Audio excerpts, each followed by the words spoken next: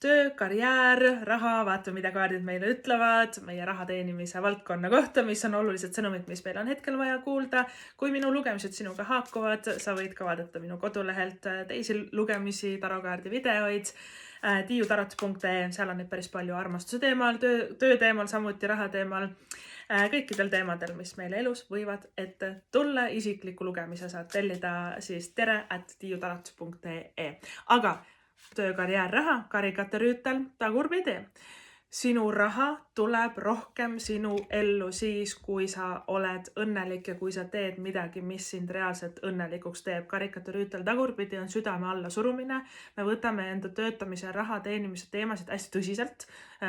Rüütlid on tegijad, nad on väga eesmärgikindlad, saavutavad nad väga palju, aga me ei naudi. Me ei tunne tegelikult rõõmu kas oma tööst või oma elust või tegelikult kui võib-olla töö meeldib, aga seda on kohati liiga palju ja me ei saa nautida suhteid, me ei saa nautida vaba aega, me võib-olla ei saa puhata nii palju, kui me tahaksime ja karikaturüütel januneb nagu rohkem sellise õnnetunde järgi. Ta on meie südamekaart ja meie armastuse kaart ja meie õnnekaart ja tegelikult hakkab sul töös, karjääris ja rahaliselt paremini minema, kui me hakkame ennast rohkem õnnelikuks tegema. Ja kui sa tunned, et tööd hetkel vahetada ei taha või ei saa, aga sa tunned, et see sulle ei meeldi, siis meil tuleb seda õnnetunnet kuskilt mujalt nagu leida. Tuleb seda hobidest või trennidest või lähed sõpradega välja või lähed reisile või puhkad või alustad selle enda põhitöökoha kõrvalt näiteks mingi äriga.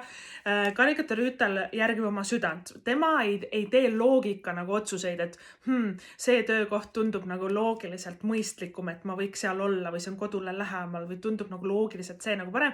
Karikaturüütel peab kuulama oma nagu südant, eks ole, et see teeb mind õnnelikuks. Mõtle, kui lahe, kui ma saaksin nagu sellist asja teha, et see on selle kaardi nagu see põhiteema. Järgmine kaart, mis meil tuleb siit, on mõõkade kuus tagurpidi.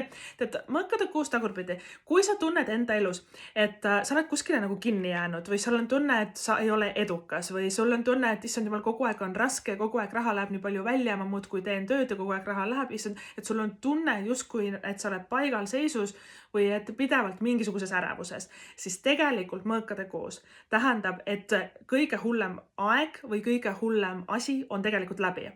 Et rasked asjad on läbi, tormid ja kärestikud on meil läbi elatud. Sa tegelikult liigud väga ilusa paradiisi suunas siin selles mõõkade kuues.